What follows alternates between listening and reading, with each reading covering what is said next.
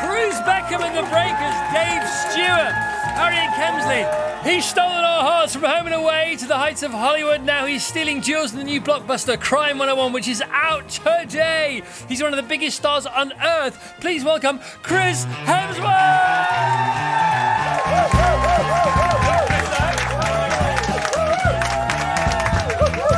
Hemsworth is in the house! And here he is. He's come to play his new song. How are you, Christopher? Right, very well, thank you. Thanks for coming on the show. Thanks very much. Congratulations on a great film. Thank you. Crime 101. We are not allowed really to review it because it's embargoed, but we can say whether we like it or not. We loved it. You can review it because they ain't going to take you to court, are they? I loved it too. Yeah, you loved it too. Tell us what goes on. Yeah, look, it was somewhat of a throwback and homage to classic heist films of the 70s, 80s, 90s, but with a contemporary feel to it. And what I loved the first time I read this film, it was a character-driven crime thriller, but there was suspense, and you see that throughout the action, but also complex characters and emotional depth, and it delivers on all of those fronts, you know. And it's beautifully shot. The cinematography is incredible. There's a wonderful sort of nostalgia for how Bart has set these shots, the soundtrack, the sound design. Again, big cinematic experience, deserves to be seen on a big screen. It's huge. I mean, I know that we all want people to go back to the cinema, and it's easy for us to say because we all got big tellies now, and so we say it and then we don't do it ourselves and we're hypocritical. But this film, well, a new sort of aspect to that argument came to us all on Wednesday. We went to go and see it. When you go to a cinema, not only is it like brilliant, you know, from a digital screen point of view, also the sound is off the chain. You're with your mates, you've got sunken investment, you know, you've made special time, but it's easy to suspend disbelief in the cinema as opposed to in your living room where you can see your dog being sick or you can smell the tea being made. And that, I thought, this is why you go to the cinema, for total escape. No distractions. Yeah, sitting in a big dark room with a bunch of strangers, maybe a couple of your friends, family, popcorn, soda, whatever. The whole experience is an event. You know, and to see something like this as immersive, which is both thought provocative and entertaining and fun. For me, it's as you said about having a TV at home or sometimes your iPad. It just doesn't compete as good as certain screens may be. The cinema itself, we've got to spend more time there. Get out of the house, get away from the dog. Yeah, and apparently, all the dogs. Apparently, last year was a really important year for cinema. So the worldwide box office had to hit, I think it was $10 billion to show a change in the flow of the tide. It was really important, and I think it got to $11 billion, which is great news for world cinema. $11 billion. And if you look at the movies that are slated to come out this year, a phenomenal range of movies coming out. You know, we've already had some great movies out. This is out too early on in the year. So exciting.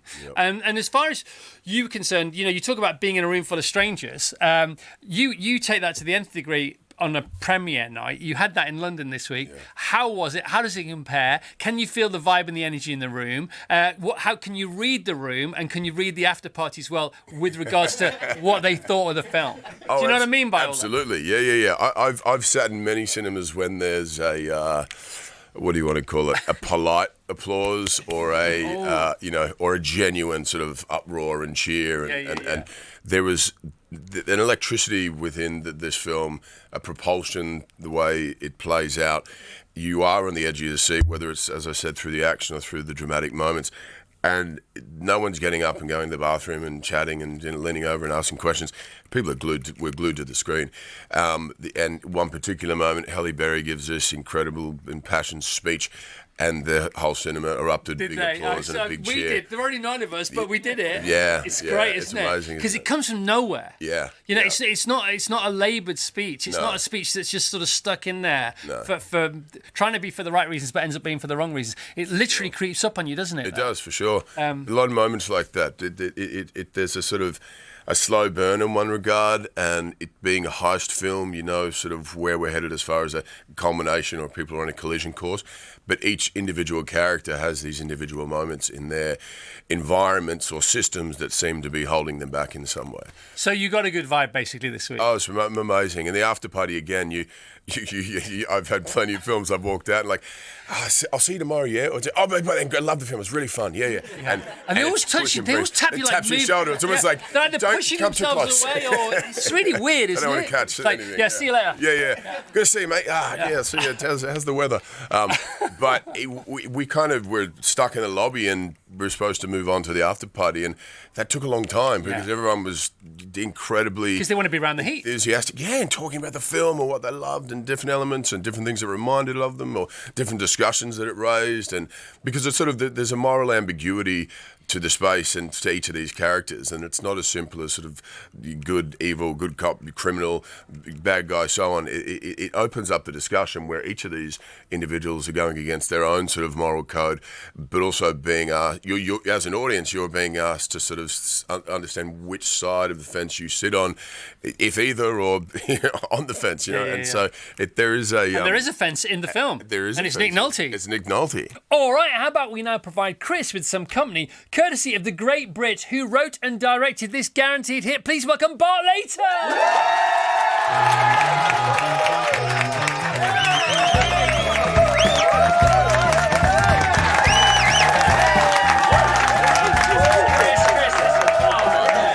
Nice to meet you. Nice. So you both surf. This is a marriage made in surfing heaven. Is that right? Yeah, it is. Yeah. Although he keeps promising to take me on one of his exotic surfing trips, I'm stuck with You made us Cornwall. work too He's in much. Fiji. Yeah. So it's a bit different, isn't it? Yeah, I surfed in Fiji, and then I come over here, and he's like, "Come down to Cornwall." I'm like, "Sounds pretty cold." Yeah. You know, all the trees, right? And they're pretty sturdy trees, right? They always have bad hair days because they're all just the prevailing winds. They grow sideways. They grow totally sideways. Do you get any of that in Australia? Any of that sort of prevailing wind action? Well, we have, intense. No, we have a lot of. Yeah, never been asked that before. That's what I had for dinner. It was a COVID baby, wasn't it? You started to sort of.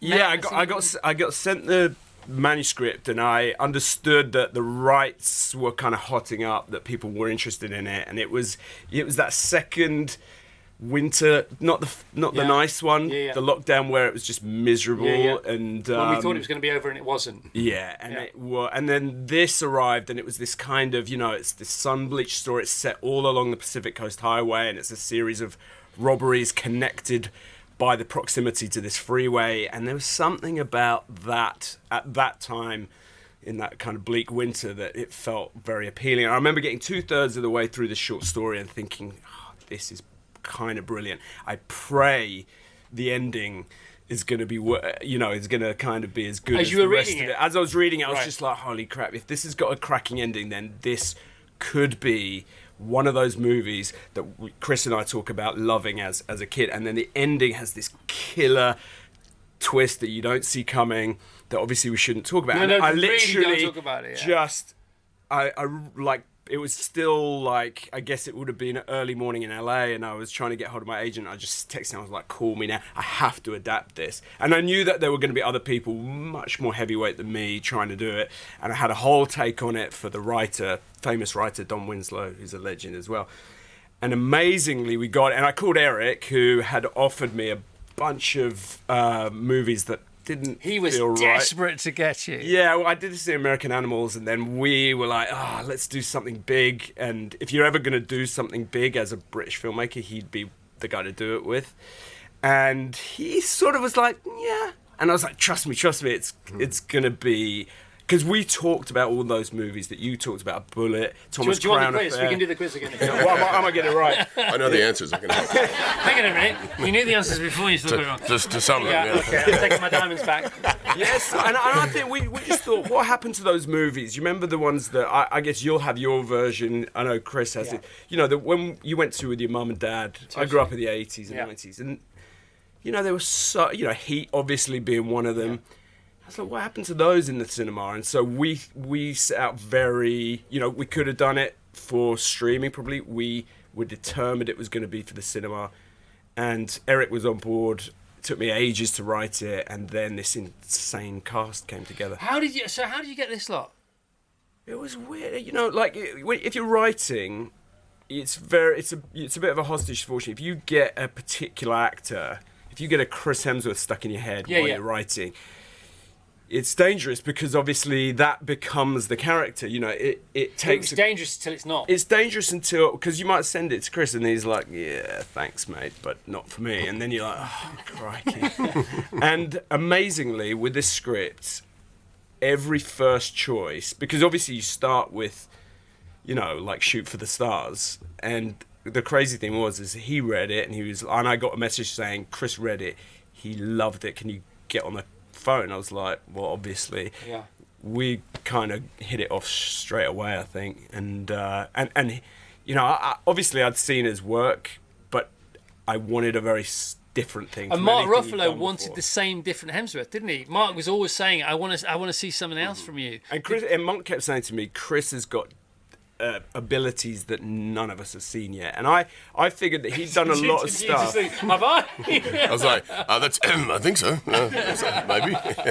No, yeah, it was certainly an opportunity to do something very different, and I feel like around the time I did Rush, I got sent more of these types of films, and then the more Marvel films and Extraction and so on. And I love making those films. I had less and less, but there were less and less of these being written, especially to this. With this detail and this impressive. And in my conversations with Bart, immediately I felt like at some of the time even though you wanted me to come on board, I still was going, I think I can do this. I think I can take it here. And but there was a beautiful collaboration and necessity or want to have it be very unfamiliar to any of the other characters. And it is. It's so good, man. It's so good. I mean, he is quite extraordinary. But they're all extraordinary. Yeah, you all act the pants off each other and on each other. Do you know what I mean? Nobody tries to steal a scene. It's like, you know, that's why we always talk about the Beatles, because you had 4 band leaders who agreed to be in the same band for a bit, and you've got that going on here, haven't you? Nobody's trying to upstage each other. Everybody just holds their own, you know. And fire breeds fire. You know, it's amazing. And so you got Ruffalo, you got Halle Berry, who smashes it, absolutely smashes it. Barry Keoghan, who I know you've worked with before, and so was it tick tick? Were you like, is this real? Is this actually? Are all these people saying yes? A little bit. Was it because of the magnet? Because the magnet signed up first. Well, yeah. I mean, obviously, I think if you get if you got someone like Chris, if you got someone like Chris, it doesn't hinder the process, does it? I think people are then like, oh, okay, so it's a real thing. Yeah. And then I think also it was just that thing of maybe people feeling like they hadn't seen or read a movie like this in a while, and it was a sort of like, it's kind of, how about come back to the cinema for that? I love it because it's so sexy and it's smart. You know, we talk about that Teenage Choice Awards reception speech of Adam Kutcher when he said smart is the new sexy. And smart is knowing what you want out of life. Then what you want is this. Number 1, number 2, number 3, number 4. And this is a smart film. It's so... Oh, thank you. I nearly swore that. It's so freaking smart. You know what I mean? And did you get that vibe when you were making it? Because it's never style before content. Yeah. But the style in the end up catches up with the content. You know what I mean? It is. There's a sleek, sexy sophistication to it, which... once you're sexy, you come across sexy. Finally. Congratulations. That was the goal. I was like, while. I just want to be sexy in this film. But it's different though. It's different. Yeah, no, it's different. And it's also... Well, there was one point where he said to me, you've changed my hair colour, you've changed my eye colour, you've changed my posture, you've changed the way I stand, now you've changed my voice. What was it about me that you wanted to do? What do you like? He said, everything, like basically.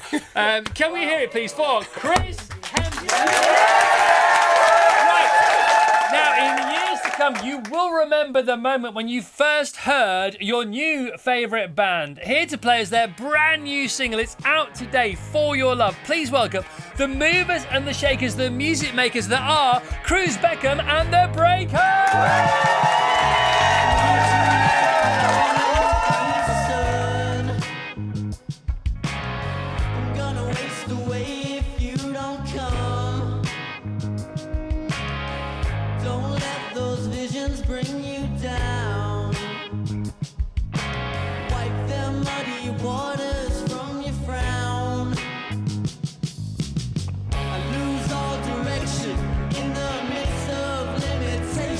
Sacrifice my reputation for your love.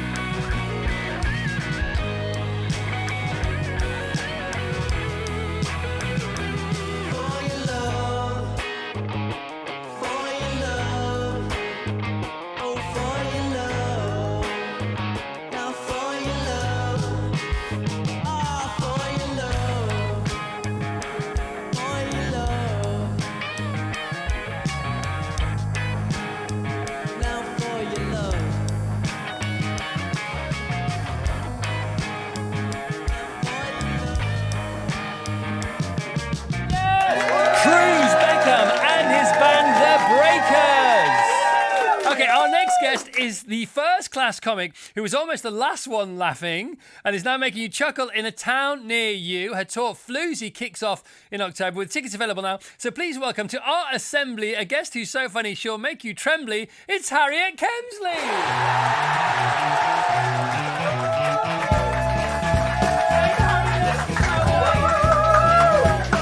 Welcome to the show. Hi, thanks for having me. You're liking the vibe. Tell me about the vibe. I really like the vibe. It's exactly how you'd want it to be. You turn up, there's like music, the Beckhams, you know, it's mad. Yeah, it's like that every Friday. It's seriously. crazy. And you're the icing on the cake. Oh my goodness, thank you. You have this brilliant podcast, right? Single ladies in your area. Yes. With your mate, Yes. right, with Amy, who's also Yeah. a brilliant stand-up Amy comedian. Gledhill, she's so funny. Between you, you've basically won all the awards in comedy, so congratulations. You've been at it for over 10 years now.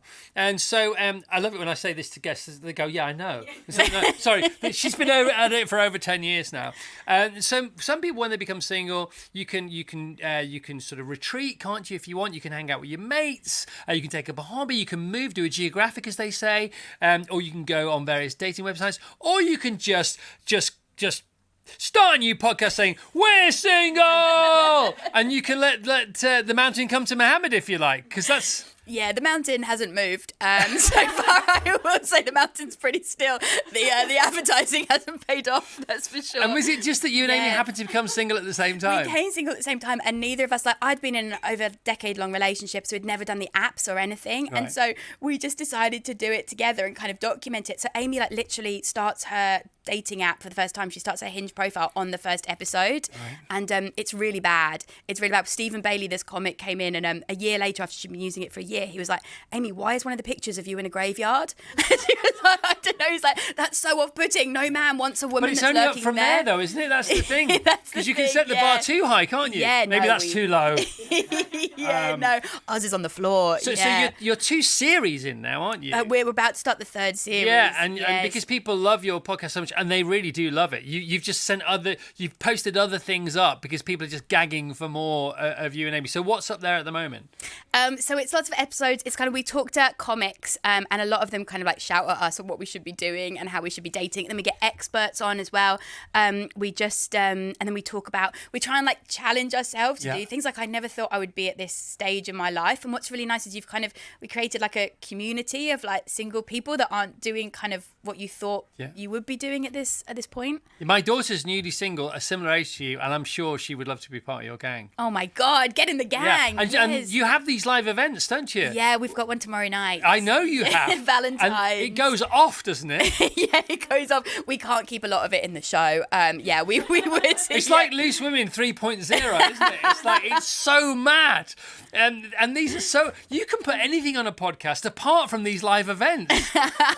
It's true, isn't it? It's actually, yeah, it's really true. Our producer, bless her, has to do a lot of work to protect our careers and family lives. Yes. And so can you give us a sense of the audience? Is it the same every time, or? What's really fun is it's 99% women. Our last Valentine's show, my friend Luke McQueen, he's a really funny comic. He was like, I'm going to come and support you guys. And I was like, Luke, that's so lovely. And then we realised he's found the one place in London where all the single ladies are going to be on Valentine's Day. So he's just there to sweep them up. Smart guy. And Yeah. so would you encourage, I mean, could it be like sort of a mass speed dating event one day? Absolutely. Men, if you're looking for ladies, this is the place to be. This is the place. And it's at the Underbelly tomorrow, Yeah, isn't it is, yeah. Great on Valentine's Day. I forgot it was Valentine's Day. Wow, this is amazing. And are you going to take it? Because I know that your podcast is sponsored by a dating app, isn't it? You could run your own, though, couldn't you? I mean, Oh my God, we should start our own dating app. has do you nobody think? suggested that That's to you? a really good idea. I would like to educate men on what they should be putting on their profiles. That is like a side hustle I would Right. like. That's yeah. that's a different business. That's a different isn't it? business, yeah. That's a something charity work, actually, I'll be honest, yeah.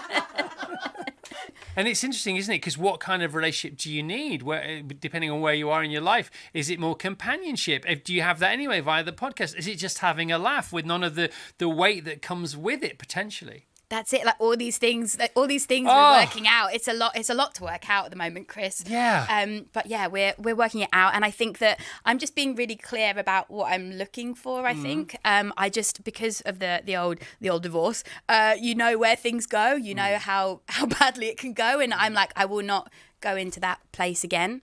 Well, it's fantastic. Is there any merch? Do you do merch? We should do merch. Do you not do merch? Oh my God, I don't come have on. we need to talk about just things generally. You want a don't we? single ladies in your area t-shirt? Just about business, don't we? Yeah, we do. We need to have a business chat. All right, Thanks, and how's the community doing? Good, yeah, really good. It's lovely. Are you also happy now via your podcast, you and your listeners, that you don't really care about being single anymore? Is that the irony of this whole situation? I think that's what's helped. I think having a partner is what I've come to realize is I do still want a partner in life. Like it brings something to you. But what's so nice is we're just not desperate. Like you're not just going to settle with anybody. And yeah. I think that's something that women had to do in the past, maybe just be like, settle down with this or old stay loser, with someone. Yeah, That's the exactly. thing, And you're like, isn't it? actually, it's great out there, and we'll just bide our time until the right person comes along. All right, so we are, of course, it's 2026, as you know. You're embarking on a tour. HarrietKemsley.com. Hopefully that'll be here now as we're speaking for this. Who doesn't want to spend an evening in the just an evening in the company of Harriet? Because she's full on, let me tell you. She's full on. The Floozy tour, the podcast is off the chain. There are still a couple of tickets, I think, available for tomorrow. If you're watching this on Friday the 13th of Feb on YouTube or listening to it on the radio right now, I think there's a couple of tickets left for Underbelly tomorrow at the Soho Theatre, which is great. But of course, if it all goes pear-shaped, in 4 years from now, you might be ready for the Winter Olympics. Because tell us about your prowess in the snow, Harriet. I do. I like to go snowboarding. She's a snowboarder. I like to snowboard. I'm very clumsy in real life. No one understands it. But it's actually easier than walking because you're strapped into one thing. It's like less limbs to think about. I recommend it if you're clumsy. I've tried it. It's not easy. You just must be really good at it. I really like it. Do you have any snowboarding heroines? Well, what's really lovely is that I go with female friends now, which is something I never imagined. So I went with Lou Sanders, which is a very funny comic, you probably know. And so we went together, and we've been the last few years. Where'd you go? It's really fun. We went to Leger, also with Maisie Adam and Zoe Lyons and Jake Lambert. They were doing a show, and I just popped along for fun. Wow. But at one point, me and Lou did get tangled in a fence, and so these things do happen. It's risky. So out comedy there. in the snow and snowboarding in the day and laughing at night. Yeah, it's Oh my pretty gosh. good. And and the Winter Olympics in 4 years' time are in France. Yeah, So yeah. this is it. I mean, it's being written in the stars, man. Those beautiful clear skies over the Winter Olympics. Just quickly, the game. You're all on loads of panel shows. You smash it on the panel shows. Do you have to gear yourself up for that? If you're feeling funny that day, is it always funnier? If you're not feeling, do you know what I mean? I think you often can't predict it. I think you can never. At some of them, I really like to be a prepared person because generally everything falls to chaos unless I'm really prepared. But you kind of can't prepare for so much of them. Like, would I lie to you? You're literally just there, and you just have to really be in the moment. And that's so, a gentle one, isn't it? There are other sort Yeah. of tough, more heavyweight Yeah, ones. You have to yeah. prep yourself up for those. Yeah, you have to kind of. But I think the thing is, you still have to be yourself in it, and so sometimes that's what's tricky. Is like you go into the clubs and stuff. Like when I started, it would just be like all men that kind of looked the same and spoke about the same stuff, and then you're there and they're like, what is this weird girl doing here? And so you have to kind of stay yourself within this world. Yeah, it's great. And last one, Laughing, which is a dream show. Tell us why that is a dream show to go on. Because you film it in the space of one day. Yeah, so it's like 6 or 8 episodes in 6 or 8 hours. And it's so fun, and the people on it are amazing, and you do it in one day. Yeah, It's a dream. Harry, as are you. I got to say, I've never met you before. You bring it. Doesn't she bring it? Let's hear it for Harriet Kemsley, please, if you don't mind. Now, in the years to come, you might remember this moment when you first heard your new favourite band. Their brand new single, For Your Love, is out now. Let's welcome the movers and the shakers, the music makers. Let's meet and greet Cruz Beckham and the Breakers!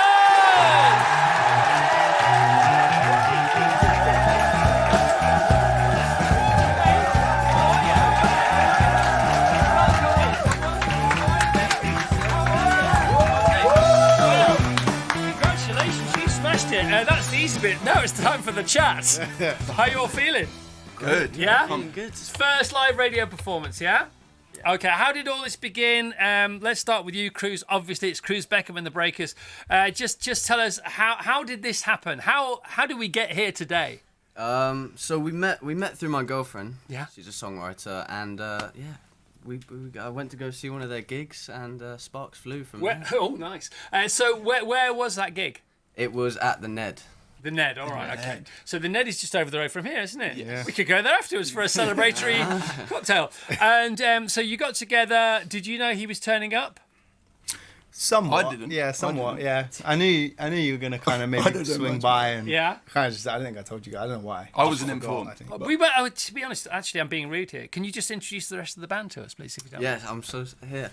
We have Dario. Yeah, Darren's here for Scotty Darren. on drums. Dan Ewins on Let's hear it for bass. Dan. Come on. Tomo Satius. This is Telmo, man. Come on. I said it. Yeah. All right, so did you want a band, Cruz? How? Tell us about how it began for you when you first played live on your own. If you ever did that, did you ever go busking? Just what happened?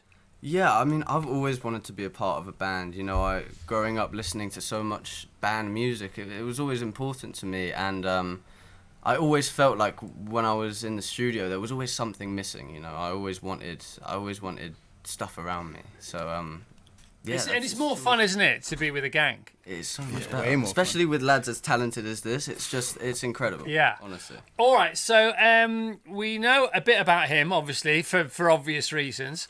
We want to know more about you guys. So first of all, let's just go first instruments. Let's go route one here. First instrument ever. Guitar. Guitar. All right. From who? Actually, it's quite funny. I'm left-handed, but I didn't know left-handed guitar playing was a thing. Right. Had a So guitar Paul teacher. McCartney, the Beatles. Yeah, exactly. Yeah. And then my guitar teacher sort of just said, "You're left-handed. You're never going to be as good as you can be." I think I got the last laugh. I'm like, well, a little bit. Right. So you stayed right-handed. Stay right-handed, yeah. Okay. Can you play pool right-handed? And I'm just, no, don't ask me to play. right. So you are okay. Rubbish. So if when you get signed the guitar later that we're going to give away, you'll sign that left-handed. Yeah. All right, that'll be a Dario. smudge. First instrument. When? How come? Drums. Yeah. Always the drums. Always the drums. Okay. Who from? It was from my mate's little sister. Yeah. She had like this pink kit set up. Nice. Yeah. And I got it and I played it and I was like, oh, it's like magic. And I've been like hooked ever since. Good for you. Yeah. And because my one of our twins, Boo, she's 7. She got a drum kit for Christmas. Yeah. How old were you when you had to go on the pink drum kit? Quite late. I think I was like 13. All Like right, 13, so 14. not as young as she is. No. And did you learn by playing along to bands or to music or what? Do you know what? Because I didn't have a kit at that point. Right. I started to learn on like a what's it called? An app. Like an app. Yeah. I started to learn on an app, so I'd be like going along with like a kick and snare. I'd be going like What, with your thumbs? with my thumbs. It's hilarious. And then a couple of years later, I got my first kit Nice. for Christmas. Okay. And, Thanks, Mum. And you've never looked back. Thanks, Mum. Thanks, Mum. Mum paid for it. Worked hard for it. And Dad. Yeah, of course. Tell Mo. Tell me, Mo. Tell Mo. I started playing guitar as well. My dad was a musician, so I asked him for a guitar, and he bought me a toy, literally like a plastic guitar with 4 strings. Yeah. And I spent like 2 days, and I learned some songs on it, and he was so shocked that he literally took me to a guitar shop, and it was just buy a guitar. Just God, no wonder you're so good if you could play songs on a plastic guitar. They're one of those ones where you tune it and it doesn't really change the Yeah. tone of the I think strings. yeah, it was like, okay, like let's put him. All right, Cruz, first instrument. Guitar. Guitar, yeah. Guitar, just- When did you get it? How old were you? How come? I think I started playing classical guitar in school when I was like 12, Right. 13. And then I hated that really, so I wanted to get an electric guitar. I got my hands on a Strat, and yeah, the rest is. So my son Walt, who is Boo's twin brother, he's got an electric guitar now, and he just thought straight away, because it was electric, he would be better.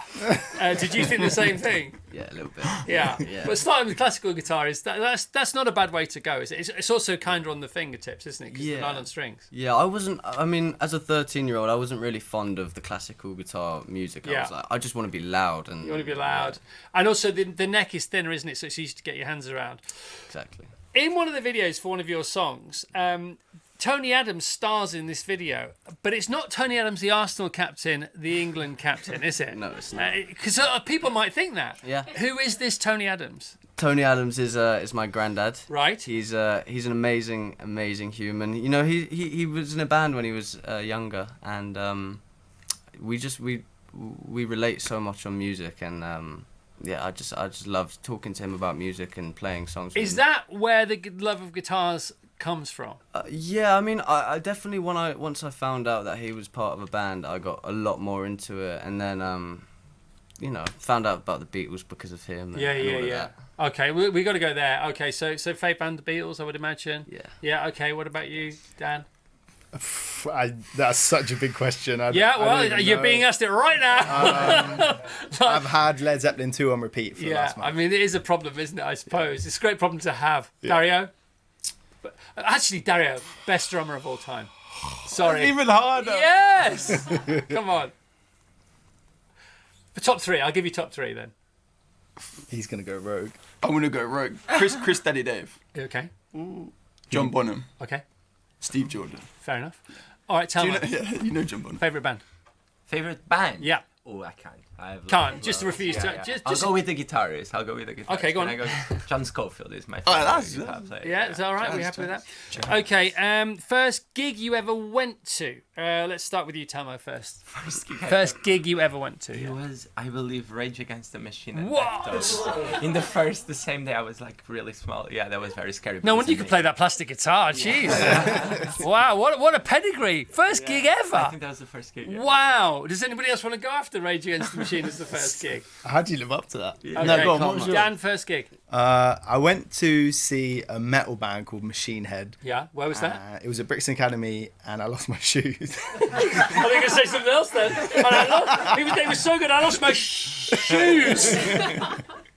Pretty good. What about you, Dan? Mine was actually a metal gig as well. Yeah? And it was a band called Born of Osiris that no one's gonna know, but Where was this? that was in Reading Uh-huh. at a place called the Face Bar. Nice. So shout out to that as well. Cool. Have you been to the Reading Festival? Yes. Okay. We played it last year. Did you actually? I was going to ask you to play our festival later. We can sign We can. on dotted line. Chris, first gig. I mean, other than probably Spice Girls, I'd say. He said it. I wasn't going to go there. I mean, my dad took me to a Stone Roses gig at Old Trafford. Now that you've mentioned your mum and dad a bit, right? I'm just going to mention them a bit more. We played Stone Roses at quarter to 7 this morning, and your dad texted me. He said you can't get enough Stone Roses. He's on the That's school pretty. run then. Yeah, he's on the school. Well, no, quite early. But so Stone Roses' first gig other than your mum's band. Yeah. I mean, again, that's not that's bad, is strong. it? It doesn't get much better. It doesn't get much better, does it? No. Gosh, would Grandad Tony, could he ever appear on stage with you, do you think? Could he sneak on? Has he got it? Can he bring it? He's still got it. Yeah? I don't know. I'll have to speak Does he to still him. gig? He doesn't gig anymore, no. What about Christmas time? Is he a guitar guy? He is. No, I think he was a lead singer. Lead No, singer. He wasn't guitar guy, so there's Pretty no good. vintage guitars left. All right, mate. The singles you had out last year, so you had Optics out and you had Lick the Toad out, which was great. Optics is an absolute banger. So what was the response? What has been the response to the songs you've released so far? What have you experienced? Yeah, it's been it's not what I expected, to be honest, but because Optics wasn't necessarily my favourite song. I wanted to put For Your Love out first. Right.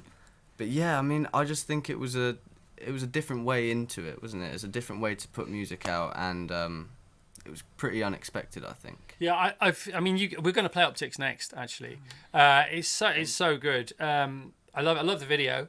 You did. I mean, it's about having a laugh, isn't it? Yeah. That's what this is about. It's about joy. It's about having a laugh. It's about inspiring other kids to be in bands because there aren't enough bands nowadays. Although that's changing. I mean, what give us a sense of your vibe around other bands now, if you don't mind, Dan. In terms of ones that I like. Well, do you know? Just tell us about the scene. I think it's a really difficult time to be in a band because it's so difficult to break through in the music industry. Not anymore. Not anymore. You're very welcome here. All bands, I'm not joking. All bands welcome here every Friday. I just think there's nothing better than just like Playing getting a mates. bunch of your best mates in Yeah. a room and like thrashing it out and having a great time. That's like the peak Yeah. of existence for us, I think. Do you Yeah. know what I mean? What he said. Yeah, Just and playing. I saw there's a great film on YouTube, a 40-minute film of the Royston Club tour. Just tell us a bit about that, Cruz, if you don't mind. What happened there? Yeah, so that was our first sort of live row of gigs, and the Royston boys, they didn't know, they haven't heard anything that we were playing. You know, they didn't know if we could play a tune, to be honest, and they just accepted us on the tour, and they were so great. It was nuts. It was insane, honestly. It was. Why was it insane? Tell us about that. It was just every night. It was a whole new thing for me because I'd never really gigged before in front of people, so I was in shock every night, and then every night it just got easier, and then a lot less stressful, and then you just know what you're doing, innit? Yeah, and in at the deep end, isn't it? It's like my son Noah. He was 17 on Tuesday, and so he drove a car on the road for the first time on Tuesday, right? And he drove to school with his mum, and then I went out with him tea time on Tuesday, and he drove for an hour in the rain, in rush hour traffic, in Henley. You know, pretty much into oncoming traffic, wrong lane, all this kind of stuff, you know. And then, honestly, I'm not joking. Stuff. And on Wednesday, we did it again. And so he doubled the time. You know what I mean? He doubled his time behind the wheel. And it's the same with gigs, isn't it? Yeah. You know, the second gig, you've doubled the time. You never do that again. You never get to double again. You never do that again. Yeah. And you pick up these sort of flying hours or playing hours so quickly. So where are you? How many gigs would you say you've done now, Cruz? Like 12? 13? Yeah. Okay. And are you still on tour now? No, we're not. We have a tour starting very, very soon. All right. Do we need to plug that? Can we do that? I suppose we can. Yeah. So we have a tour for Cruz Beckham and the Breakers. The UK and European tour begins on Wednesday, the 25th of Feb, and it runs until Tuesday, the 27th of March. Tickets available via cruzbeckham.co.uk/tour. So when this goes out on YouTube tonight, we'll just have that. Can we just have that on screen the whole time, if that's all right? Because that would be very helpful. So that's exciting, isn't it? So how many dates is that? Where are you going to play? We're playing. So the first one is Birmingham, right? And that was where we finished the last tour. Right. So it's kind of like a full circle moment. So it feels good. Feels good. Okay. And what's the dream? We're living it, man. Yes. Honestly, I feel like. Darn you! What do you mean, old man? This is it. You're living the dream. Okay. What's the plan? Honestly, just to keep making music and keep trying to put smiles on people's faces, you know? Yeah. I feel like people need it right now. Yeah, they do. Well, they always need it. I mean, music is what feelings sound like, and, you know, guitars speak louder than guns. The Breakers, the name, all right? So I didn't know if it's Cruz Beckham and the Breakers, or the Breakers. I think we're settling on Cruz Beckham and the Breakers for now. Yes. Tell us about the Breakers a bit. Tom Petty and the Heartbreakers. Yeah. That's where we started. Uh-huh. And then Dario Then actually... I broke my shoulder. Right before the tour. 6 days before the tour. Right. I broke my shoulder. Okay. So just felt They're like it was- Breakers. Okay. Do you want to tell us how you broke your shoulder, or what goes on the wardrobe stays on the wardrobe? I'm a terrible boxer. Yeah. I'm just learning. Yeah. And it was from boxing. Is it still hurting you now? It still hurts. Yeah, it still hurts. Okay, who do we need to go and see this person who hit you too hard? Don't worry about him. Who was this guy? Where was it? It wasn't you, was it? He does box as well. actually. a long time ago. He's much better than me as well. Well, look, it's great to have you on the show. I know you're more nervous about the interview than the playing. The playing's the easiest bit. Thanks for this. We're going to play Optics now, if that's all right. Congratulations. Great to have you here. We wouldn't have you on unless we thought you were the real deal, and we really think you're the real deal. So thank you to Cruz Beckham and the Breakers, guys. All right, let's have the bongs of the week. All right, bong number one. It's Friday the 13th. It's Friday the 13th, everyone. There's 3 Friday the 13th this year. February, March and November. February, March, November. Pattern of Friday the 13th repeats in a 28-year cycle.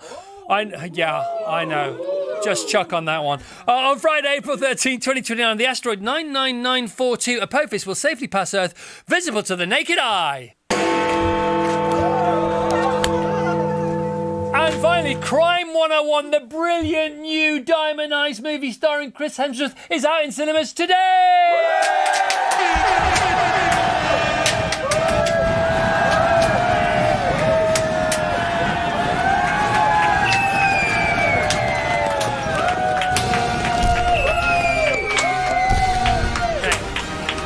I hope this isn't in case it's shit, because it's not, it's really good.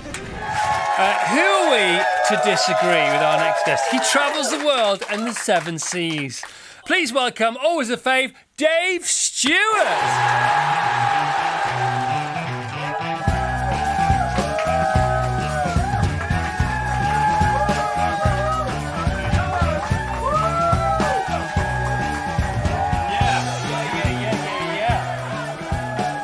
How's it going? I had to stay up all night to be at this time. Are you just a night owl 24/7? I just never seem to get to sleep till about 3 or 4 in the morning. So today, or tonight, or whatever it is, I was like, fuck it, I'll just stay up all night. Please don't swear, Dave. Sorry about that. Yeah, no worries. Did they bleep it in time? No. Is it true that you had to borrow £5,000? Did you go to a bank to borrow £5,000 to start Eurythmics? Is that a true story? It's absolutely true, yeah, because, see, Annie and I, we lived together in a squat on £8 a week between us. I knew I could get about 3 or 4 things in my bedroom, and that's what Half a Sweet Dreams was made on, the album, in my bedroom with little dramatics and like a Roland Space Echo and, little bits and pieces, and a Tascam Porter Studio, which is brilliant 4-track cassette tape recorder. And then it's like, right, now what do we do? Right? So I said, why don't we go and see a bank manager at Barclays Bank in Crouch End? And Annie was like, he's going to take one look at us and think we're nuts, What a story. So this friend of ours, Adam, who understood the equipment we needed, had cut and pasted, and we stuck it in a book. And I went to see the bank manager with Annie, and Annie sat there looking terrified. And the bank manager was a bit worried about the two of us because we did look a bit eccentric. And I explained, you see, if we got that and that and that and that, we could make an album on it. And then the next time we make an album, we don't have to buy it again. We already got it, which we did. We made Be Yourself Tonight, which had, There Must Be an Angel and Would I Lie to You and everything. And we made that in a youth club in Paris on the very outskirts in the Russian Quarter. £8 a week to rent a little room, about half the size of this. So I was always doing sort of wonky ideas to make us think differently, like The Purple Cow. Do you know that book? No, I've heard of it. I've not read it. Well, it's how to be remarkable, basically. If you're driving along with your kids in the countryside after you've been in the city, New York or London, as soon as you get out in the country, the kids go, there's cows, for about 5 fields. And then, seen the cows. So you need a purple cow stood in the field, Yeah. So in the Sweet Dreams video, which I wrote this crazy script for, and Annie was great because she would draw it like in a cartoon shape of what I was saying. And in the video, then Annie and I are singing, and then a cow walks in, right? Yeah. And then if you look at one point, the cow's staring at me, and it just turns purple. Beautiful. And so I was just imagining people in the middle of America seeing, us two, like Annie with a cropped hair, me looking like a nut on a wooden computer, and a cow wandering around a boardroom. Oh my gosh. But evidently they liked it. Of course they did. Of course they did. No idea We why. liked it and we love it, and everything still sounds and looks box fresh. Dave, thanks for coming, man. Thanks for staying up all night. I really appreciate it. You can have a sleep now. All right. I thought I was going to play the guitar. What the hell? You can't play the guitar. Will you play the guitar? Of course. Okay, we'll bang a tune. Oh, play it now. It's here now. Yeah. Great. Thanks, Dave. I didn't know if you wanted to or not. Right. Here we go. My coconut water glass. Here we go.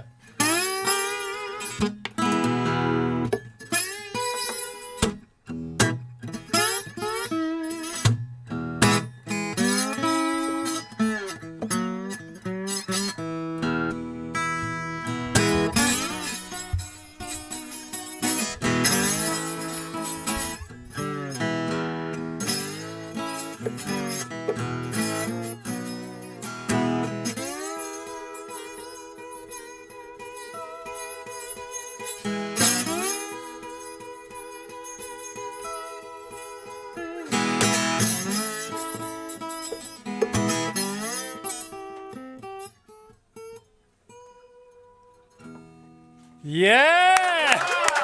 Dave, thanks for being here, man. Thank you so much. The legend that is Dave Stewart. They are back with their second song of this TFI Unplugged right here on YouTube. By the way, we are broadcasting from the top of the rock and roll chart. It's Virgin Radio! Here with the cover of Bruce Springsteen's I'm on Fire, and it's Cruz Beckham under pressure.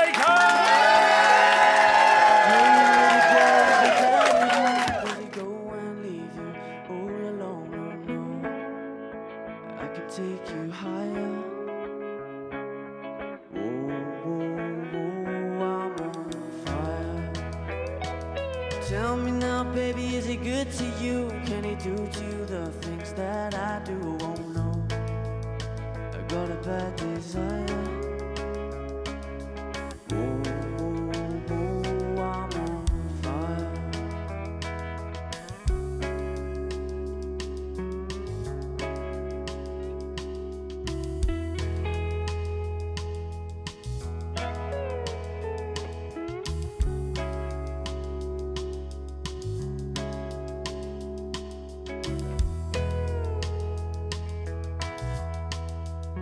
Sometimes it's like someone took a knife, maybe edgy and dull, and cut a 6-inch right through the middle of my soul. At night I wake up with the sheets open wet and the freight train running through the middle of my head. Only you can cool my desire. Oh, oh, oh, I'm on fire. Oh, oh, oh, I'm on fire.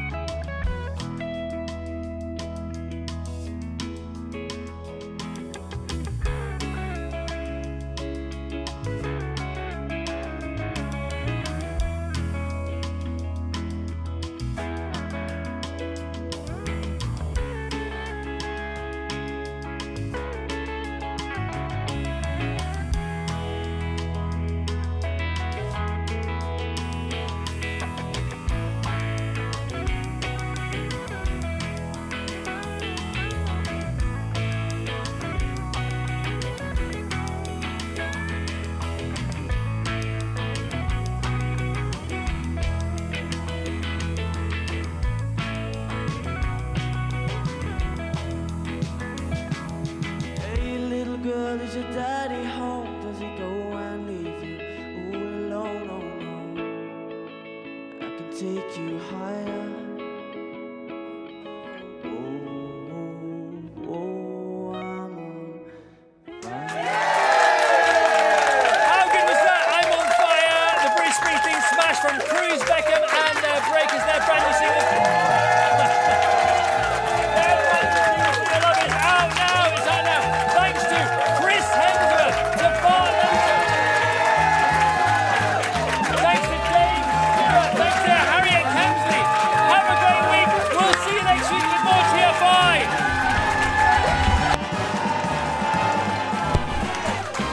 TFI